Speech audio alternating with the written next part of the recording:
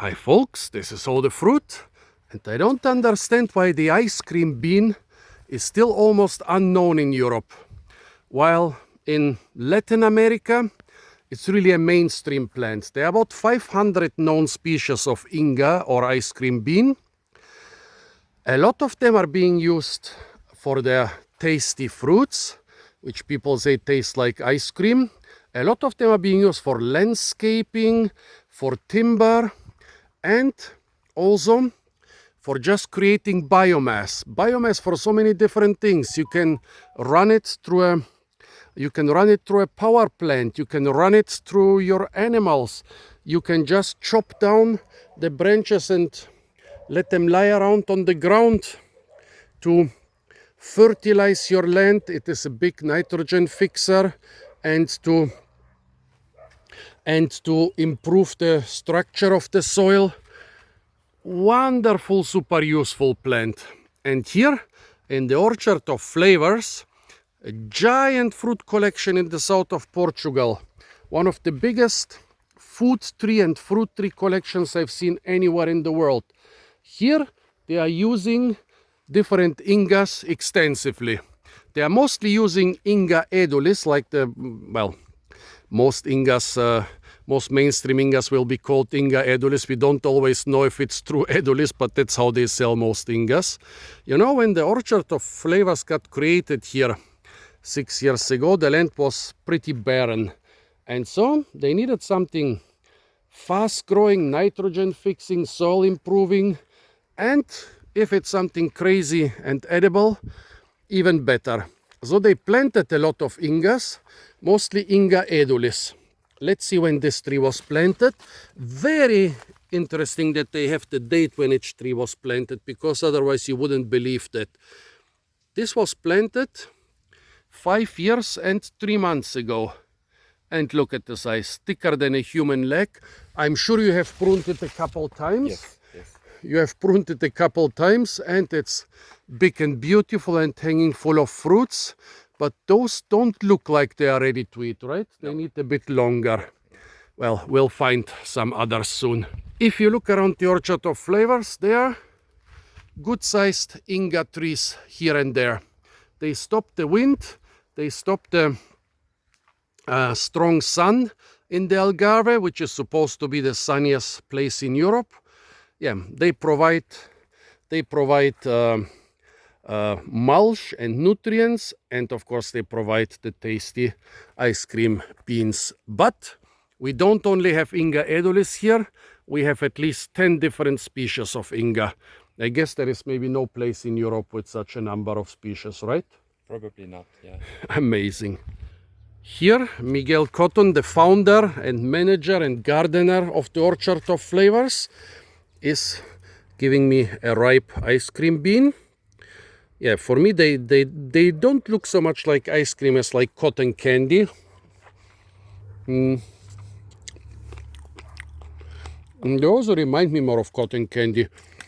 You eat only the fluff around the seeds. Can you do anything with the seeds?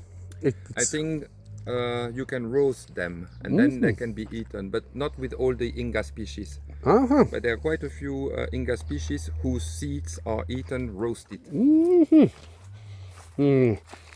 Also, here Miguel is doing a lot of experiments with the requirements of the Inga. Here is one wonderful mulched soil. It's being watered, and it can also suck all the water it needs from this wonderful pond, which looks like the water is very fertile.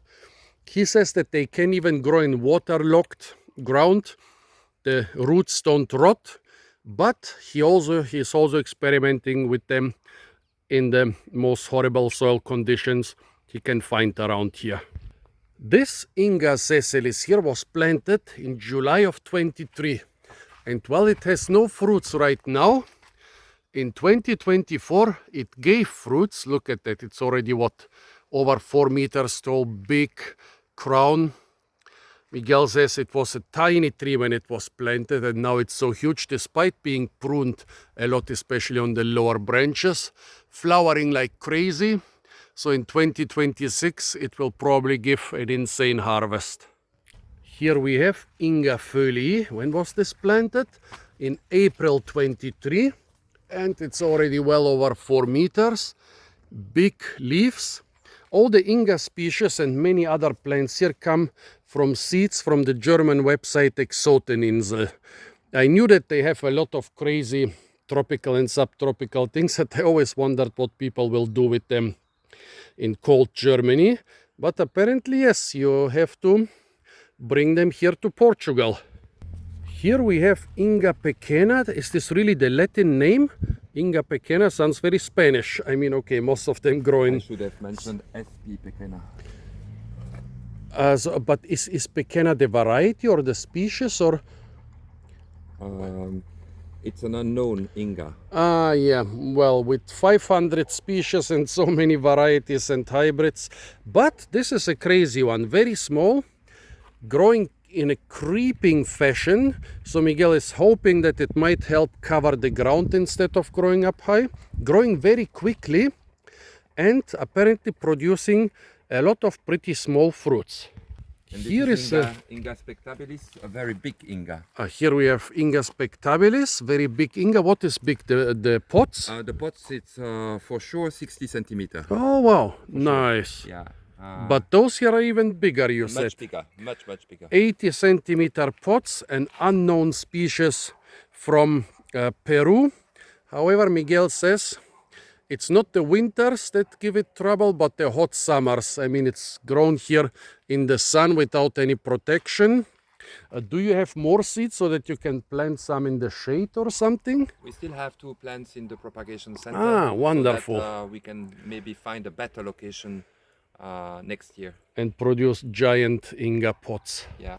So here we have an unknown Inga, that's very common with Inga, which was tried in Spain and apparently could withstand -3, -4 degrees centigrade for several weeks. So a plant that can be grown in much colder conditions than most other Ingas. Here we have Inga Vera.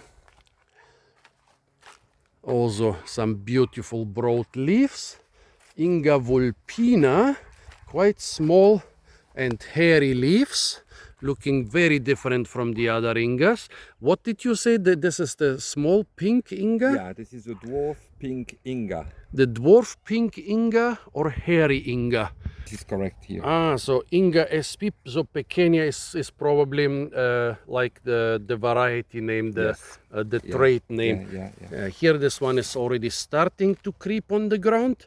Here are several more unknown Ingas, which probably are too subtropical for the area, but Miguel is still trying them and I really hope that they're gonna be successful. Here a beautiful Inga spectabilis. Well, spectabilis basically means spectacular. And here again the Föli. Inga Föli, quite beautiful, grown here without many other plants around so that they can develop. Inga edulis over there. And 2 Inga edulis, the Inga Empire, and you have so many more Inga edulis in waiting, right? Yes, but so this is Inga Lorina. Inga Lorina, a slow-growing Inga, and we tried the Inga nobilis and innocui, but it doesn't work. We kept them in pots now because in the soil in the garden, it seems that they cannot withstand the cold. So the cold. Well. So they have trouble in winter, not in summer. Those 2, they almost died last year, end of March. So at the end of the winter, we could see that either they were a bit waterlogged or it was too cold. It will never work. Here another Inga Pequena, and is this Inga vulpina? Or is this something completely different? I'm so confused here. He has, I don't know how many, 700-800 different species and varieties. And another Inga with silver leaves. That's beautiful, that's different. Yeah. And over there you said you have like what, 20 more Inga edulis just to use them as protection and fertilizer around the garden. Yeah. Any more Ingas here in this section? No. So folks, if you come here next year, there will be so many more different Ingas in the ground. How many? You said you have 10 different species, but this... that are doing okay, I think it's about 10.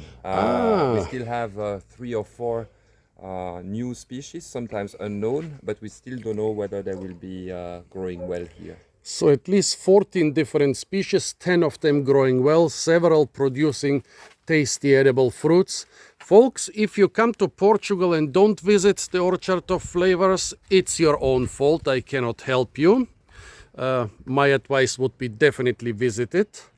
Not just for the Ingas, but for the many hundreds of other species and varieties they grow here. Apart from that, tell me your experience with Ingas and maybe what other Ingas can be tried here. The climate, we are not on the Mediterranean, but you can call the climate more or less Mediterranean, right? Yeah. Moist winters, hot and dry summers, mild, moist winters.